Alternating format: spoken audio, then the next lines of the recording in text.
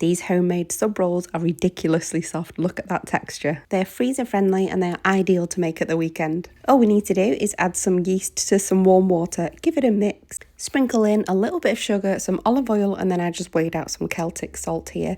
But before we add our salt, we're going to add our flour, mix it halfway, and then add our salt and then mix the remaining.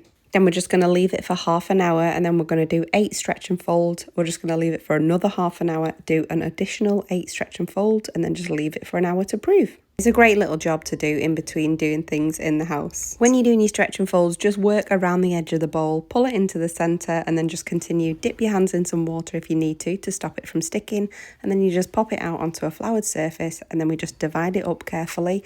It really doesn't matter what they look like, it's all about the bake. I just divided it into 6 sub rolls and then just shaped them and popped them onto a lined tray. And then they just have one more proof before they go into the oven. Please do let me know also in the comments if there are any from scratch bakery style recipes that you want me to cover. If you've followed me for a while, you know that I've covered a lot of different types of bakes, but I've got a recipe app. The link is in my bio and it's in the from scratch section if you want to try your hand at baking this weekend. The recipe for these sub rolls is in the caption, and have a great weekend.